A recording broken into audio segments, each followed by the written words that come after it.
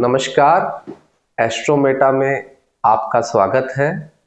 आज हम चर्चा करेंगे योग के बारे में। क्यों योग फलित नहीं होते, क्यों ऐसे योग बन जाते हैं, उसके कारण लाइफ में प्रॉब्लम्स आती है। बहुत सारे योग होते हैं, जैसे गजकेसरी योग है, महालक्ष्मी धन योग है। ये क्यों फलित नहीं हो पाते और होने से उनकी लाइफ में कितने बड़े चेंजेस आते हैं। पर सबसे पहले हम आज बहुत इंपॉर्टेंट टॉपिक पे चर्चा करेंगे, पिशाच योग। उसके बाद में गजकेसरी योग, उसके बाद में धनी योग। पिशाच योग कुंडली में क्यों बनता है, उसके कारण क्या है। एक्चुअली बहुत सारी फेसबुक में और सोशल साइट्स पे गलत इंटरप्रिटेशन दिया हुआ है। इसका कारण है कि पिशाचियों को गलत तरीके से प्रेजेंट किया, इसीलिए मैं ये वीडियो बना रहा हूँ। पिशाच योग का मतलब है ऐसी स्थिति जहां इंसान अपने काम पिछले जन्म के पूरे करके इस जन्म में नहीं आ पाता है। उसके कारण उसकी लाइफ में उसको बहुत भटकता रहता है वो इंसान। पिशाच योग मोस्टली 3 घरों में बहुत प्रोमिनेंट इसका होता है। ये राशियों के हिसाब से नहीं होता, इसके लिए आपको चलित चार्ट भी देखना पड़ेगा। अगर राशि में नहीं बन रहा है, अगर चलित चार्ट पे बन रहा है, या राशि में बन रहा है चलित चार्ट में कैंसिल हो रहा है, उससे ये पता चलता है। अगर ये बन रहा है तो इंसान की जिंदगी में भटकाव बहुत होता है। उसको समझ में नहीं आता कि उसको क्या करना है, क्योंकि वो पिछले जन्म में अकारण मृत्यु से, या कोई उसका मर्डर कर दिया गया हो, या एक्सीडेंटल मौत हो, उसके लिए ये योग इस जन्म में उसको मिलता है। कई लोगों की साधनाएं पूरी नहीं हो पाती। वो साधना को खत्म करने के लिए वो दोबारा जन्म लेते हैं, पर उनको अपने रास्ते नहीं मिल पाते। पिशाच योग ऐसा योग है कि पिशाच की तरह भटकना, पिशाच की तरह इंसान भटकता रहता है। उसको समझ में नहीं आता उसके लाइफ का उद्देश्य क्या है। वो बहुत ज्यादा लोग आप देखेंगे अचानक सुसाइडल टेंडेंसी उसमें आने लग जाती है। वो अचानक ऐसे ऐसे काम करने लग जाता है कि अनएक्सपेक्टेड, क्योंकि उसको खुद को ही पता नहीं है कि वो लाइफ में किस उद्देश्य को लेके पैदा हुआ है। पिशाच योग मोस्टली तीसरे घर, 8वें घर और 12वें घर। मैं दोबारा ये बता देता हूँ, ये राशियों के हिसाब से नहीं देखा जाता, ये आपकी कुंडली में भाव के हिसाब से देखा जाता है, किस भाव के अंदर ये बन रहा है। तीसरा घर, तीसरा भाव, तीसरा हाउस में ये बनता है, 8वें भाव में ये बनता है और 12वें भाव में ये बनता है, और कुछ केसेस में कुछ परसेंटेज आपके 6ठे घर में बनते हैं। 6ठे घर में जब भी ये बनते हैं तो आप देखिएगा मामा या भाई बहन में से कोई ना कोई डाउनफॉल के अंदर जाता हुआ मिलेगा, या उनके घर में कोई अकारण मृत्यु होती हुई दिखेगी आपको। अब मैं आपको बताता हूं पिशाच योग 8वां घर। 8वां घर मुक्ति का है, 8वां घर मृत्यु का है। 8वां घर वो घर है जो ये बताता है कि आपकी इंसान की मृत्यु कैसे होती है। आप देखे होंगे मंगल एक ऐसा प्लेनेट है जो आपका फिजिकली हर चीज को बताता है कि आप लड़ कितना सकते हो। इसीलिए कहते हैं मंगल 1 से 8वें घर तक लड़ता रहता है जीवन के लिए, कंटिन्यूस लड़ता रहता है। और केतु मोक्ष का कारक है।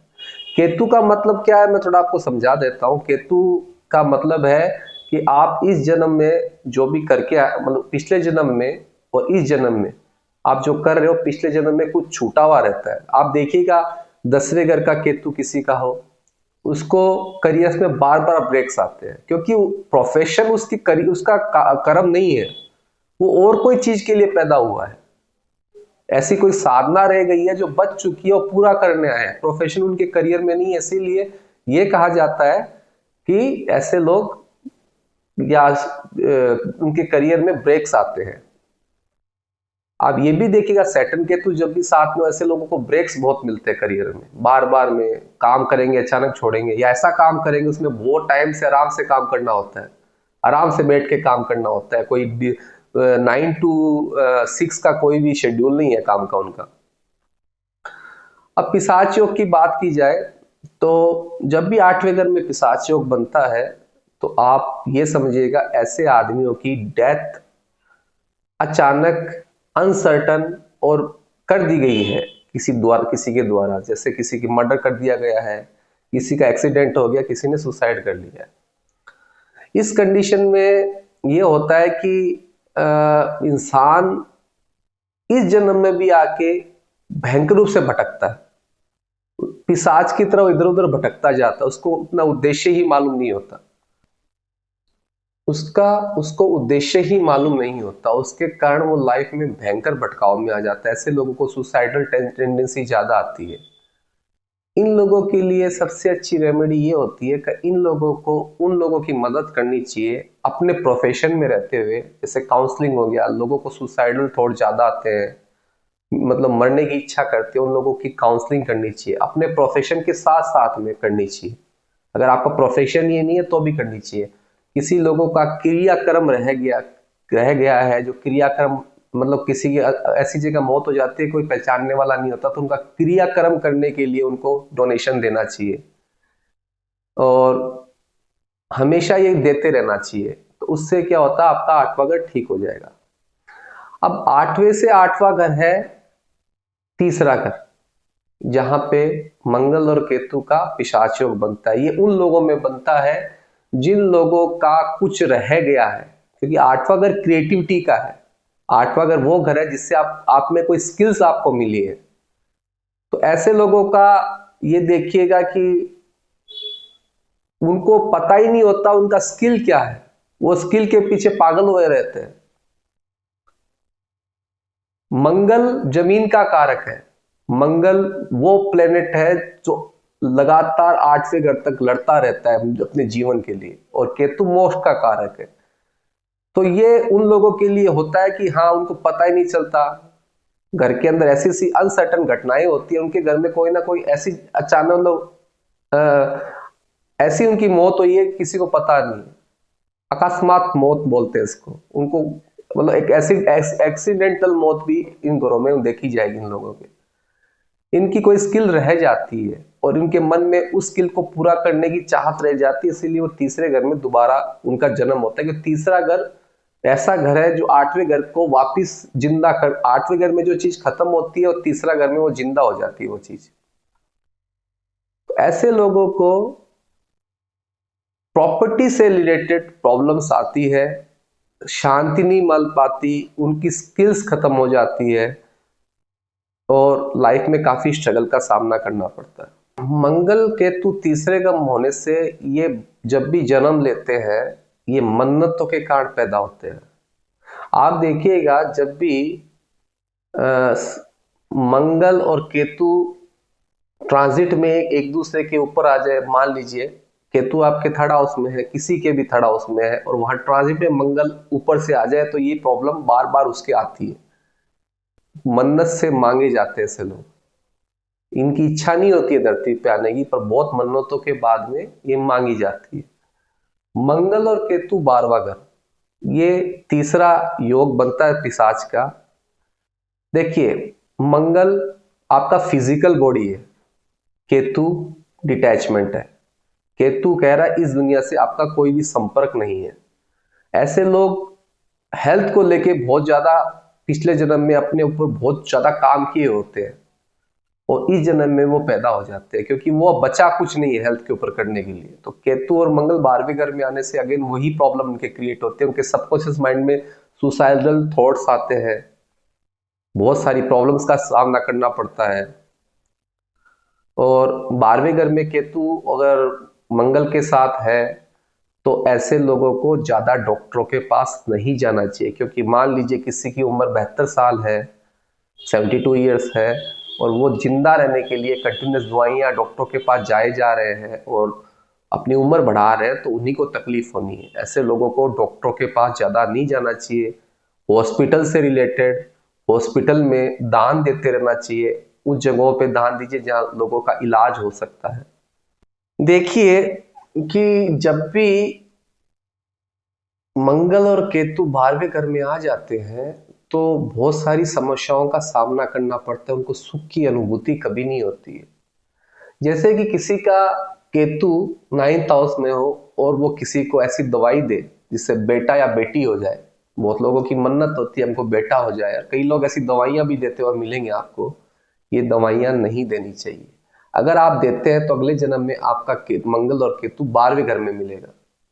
9th हाउस का केतु इतना स्ट्रांग होता है कि अगर वो आशीर्वाद भी दे दे कहा आपके लड़का हो जाएगा तो हो जाता है। तो ऐसी चीजें आप प्रकृति के खिलाफ ऐसा कोई भी काम ना करें कि प्रकृति अपना हिसाब बराबर करने के लिए आपको अगले जन्म में वो चीज दे। तो 12वें घर का केतु और मंगल उसी के कारण मिलता है।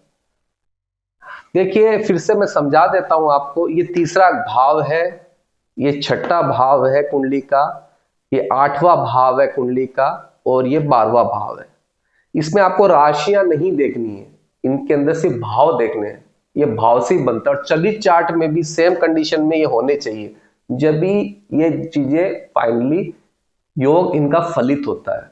अच्छा या बुरा वो बाद की बात है। तो कब सब कंफर्म करिएगा, तीसरा, छठा, 8वां और 12वां इन भाव में ही पिशाच योग फलित होता है। अगर आप समझना चाहेंगे तो ये पहला भाव है, ये दूसरा भाव है, ये तीसरा भाव है, ये चौथा भाव है, ये 5वां, ये छठा, 7वां, 8वां, 9वां, 10वां, 11वां, 12वां। तो अगर किसी कुंडली में चलित चार्ट में भाव चार्ट जिसको बोला जाता है और लग्न कुंडली में लग्न चार्ट में अगर ये योग बन रहे हैं तो उसकी सबसे अच्छी रेमेडी ये है कि मैंने अपने जो आदमी जिनका क्रियाक्रम नहीं हुआ हो उनको पैसा दे दे, किसी को काउंसलिंग कर दे, मरने से बचा दे, डिप्रेशन से किसी को बाहर निकाल दे। ये सबसे अच्छी रेमेडी ये देखी गई है। अगेन मंगल जमीन का कारक है और केतु डिटैचमेंट का कारक है। ऐसे लोगों का प्रॉपर्टी से लेके ज्यादा लगाव नहीं रहना चाहिए, अगर रहेगा तो केतु वो भोगने नहीं देगा। तो ये मेरा पहला कॉन्सेप्ट है पिशाच योग का, आपको समझ में आया होगा। जब कोई बीमार पड़ता है तो और बहुत बड़ी प्रॉब्लम में आ जाता है तो कहा जाता है महामृत्युंजय का जाप करें, शिव जी की आराधना करें। कारण क्या है, शिव जी हर चीज को डिस्ट्रॉय करते हैं, तो आपकी जितनी भी परेशानियां हैं वो खत्म करेंगे। अगर किसी के पिशाच योग कुंडली में मन रहा है तो खुद उनको महामृत्युंजय का जाप करना चाहिए, शिव जी की आराधना करते रहना चाहिए, कुछ मांगने की जरूरत नहीं है। अगर आप करते रहेंगे तो आपका पिशाच योग ठीक होने लगेगा। ये बहुत अच्छा रेमेडी है। महामृत्युंजय का जाप से कोई का जीवन बचता नहीं है, पर जीवन का सही टाइम उसको जानने का होता है, वो पता चल जाता है, उस टाइम इंसान चला जाता है। तो ये रेमेडीज आपको जो बताई है मैंने, ये करेंगे तो आपकी लाइफ में बहुत अच्छे अच्छे रिजल्ट आए। गज के श्री योग जो ये बताता है कि इंसान राजा की तरफ और fame, money, fame and wealth, ये योग उसके लिए माना जाता है। गजकेसरी योग का मतलब होता है बृहस्पति और चंद्रमा साथ में बैठना। जब भी बृहस्पति और चंद्रमा साथ में बैठते हैं तो गजकेसरी योग होता है।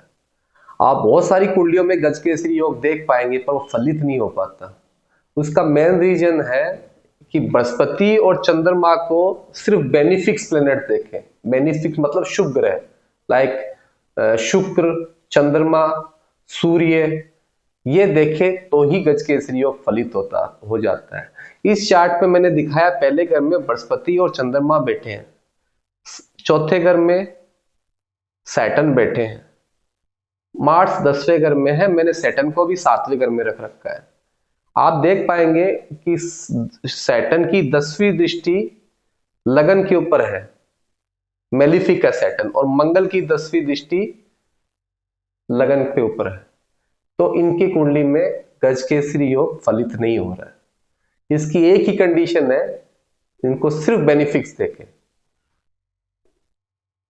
तो आप बहुत सारी कुंडलियां देखेंगे तो उनमें आपको महसूस होगा कि गजकेसरी योग फलित क्यों नहीं हो पा रहा है। यही कारण है कि गजकेसरी योग है तो बहुत लोगों के, लोग बोल देते हैं तुम्हारे तो गजकेसरी योग है पर वो फलित नहीं हो पाता है। उसका मुख्य कारण ये है। मैं आपको एक स्टोरी सुनाता हूं। भगवान श्री राम की कुंडली में पहले घर में बृहस्पति और चंद्रमा बैठे थे, सेम इसी कंडीशन में। 7वें घर में सैटर्न थे उच्च के, 10वें घर में मंगल थे उच्च के, और 7वें घर से बृहस्पति को शनि देख रहे थे और 10वें घर से चौथी दृष्टि से लगन को देख रहे थे मंगल। तो उनके गजकेसरी योग फलित नहीं हो पा रहा था। उसके लिए उन्होंने क्या किया, अपने गजकेसरी योग फलित कराने के लिए युद्ध होने से पहले रावण से वो रामेश्वरम गए। कारण क्यों है क्योंकि उनके 10वें घर में मंगल मकर राशि में थे, शनि तुला राशि में थे। मकर राशि और 10वां घर साउथ को रिप्रेजेंट करता है और शनि भी साउथ को रिप्रेजेंट करते हैं। ये साउथ एरिया है आपका, 10वां घर आपका साउथ एरिया है और मकर राशि भी उन्हीं को रिप्रेजेंट करती है। तो उसके लिए वो रामेश्वरम गए साउथ में और उन्होंने शिवलिंग मंगाया हनुमान जी से कि जाओ मेरे लिए शिवलिंग लेके आओ। और हनुमान जी का मतलब है मंगल। वो शिवलिंग लेने गए पर उन्हें आने में बहुत विलंब हो गया। तो श्री राम ने मिट्टी से शिवलिंग बनाया। आप अगर रामेश्वरम जाएंगे तो उनके जो शिवलिंग है वहां के वो मिट्टी के हैं। तो उन्होंने मिट्टी से शिवलिंग बनाया और उसके ऊपर नमक का पानी उनके ऊपर अर्पण किया। फिर 22 कुंडों का पानी, रामेश्वर में 22 कुंड है, वहां का पानी उनके ऊपर अर्पित किया, उनका अभिषेक किया। फिर दुर्गा माँ से उन्होंने ये बोला कि हे दुर्गा माँ, उनकी स्तुति करके ये बोला कि मेरा योग फलित कराओ, मेरा युद्ध रावण के साथ होने वाला है, बहुत इंपॉर्टेंट है। जब जाके उनको आशीर्वाद मिला कि गज केसरी योग उनको कैसे फलित और आशीर्वाद मिला कि लास्ट में वो युद्ध जीते और अपने सम्मान के साथ में वो वापिस आए। तो गज केसरी योग ऐसी फलित होता है। किसी की कुंडली में अगर ये योग है और उसको मेलिफिक्स देख रहे हैं तो आप उस डायरेक्शन में चले जाइए और वहां पे जाके शिव जी की आराधना करिए और माँ दुर्गा की स्तुति करिए। अब मैं आपको बताऊंगा महालक्ष्मी योग। ये बहुत बड़ा धन योग होता है और ये कैसे मिलता है मैं आपको सिखाऊंगा। महालक्ष्मी योग का मतलब है कि आपको महालक्ष्मी का बहुत बड़ा वरदान है और आपके सर पे हाथ है। ये योग जब भी फलित होता है दशा और अंतर दशा में, इंसान अचानक पैसे वाला बनता है और इतना पैसे वाला होता है कि घर वाले भी सोचते हैं कहाँ से इतना पैसा अचानक आ गया, हम तो सोच भी नहीं सकते थे। अब मैं आपको सिखाता हूँ कैसे होता है। देखिए, इनका जो लगन है ये है मीन राशि, पाइसिस असेंडेंट, पाइसिस लगन है इनका। और महालक्ष्मी योग के लिए 2nd हाउस और 11th हाउस का होना बहुत जरूरी है, स्ट्रॉन्ग होना जरूरी है। यहां मंगल उच्च के बैठे हैं और मंगल की राशि में बृहस्पति, सूर्य और बुध बैठे हैं। ठीक है, मंगल उच्च के होने से और मंगल की राशि यहां होने से ये 11th हाउस जो इनकम का घर है, 2nd हाउस जो आपका धन का और फाइनेंस का घर है और आपका कुटुंब का घर है, ये चीज दिखा रहा है। जैसे 11th हाउस में इनकम आती है तो 2nd हाउस में राइज हो जाती है। इसका कारण क्या है, इनका जो लग्न है उसका लगन का मालिक 2nd हाउस में बैठा है, फाइनेंस के घर में। और 11वें घर का मालिक मंगल, 11वें घर का में मंगल बैठा है। पहले घर का मालिक मंगल 11वें घर में बैठा और सूर्य उच्च का हो गया। धनयोग के अंदर सबसे इंपॉर्टेंट ये होता है कि सूर्य उच्च का होना या सूर्य 2nd हाउस में होना, सूर्य 2nd हाउस में होना या लगन का मालिक 2nd हाउस में होना और 11th हाउस से कनेक्शन होना। तो ये रिप्रेजेंट करता है कि ये महालक्ष्मी योग है। ऐसे लोग जन्म से ही बहुत पैसे वाले मिलेंगे या एक सर्टन एज, मतलब छोटी उम्र में 12-13 साल की उम्र में उनके घर परिवार में इतना पैसा आने लग जाएगा कि बहुत आगे तक उनका नाम और पैसा रहेगा, क्योंकि ये कुटुंब का घर है। तो यहाँ पे रिप्रेजेंट कर रहा है कि ये खानदानी पैसे वाला है। या फिर अगर ये कुटुंब का घर लगन चार्ट से कनेक्टेड नहीं होता, 1st हाउस से कनेक्टेड नहीं होता, तो ये इंसान खुद पैसा कमाता। तो महालक्ष्मी योग के लिए फिर से बता रहा हूं, 11th हाउस का मालिक 2nd हाउस में, लगन का मालिक 2nd हाउस में और सूर्य वहां हो तो ये महाधन योग होता है। अगर किसी की कुंडली में ऐसा है तो ये मान लीजिए उनको अचानक कहीं से पैसा आएगा और बहुत बड़ा नाम, शोहरत, इज्जत, अपना फैमिली का नाम बहुत रोशन करेंगे। होप सो मेरा वीडियो आपको बहुत अच्छा लगा होगा। अच्छा लगा है तो लाइक, सब्सक्राइब और शेयर करिएगा। ऐसे वीडियो में और लाता रहूंगा।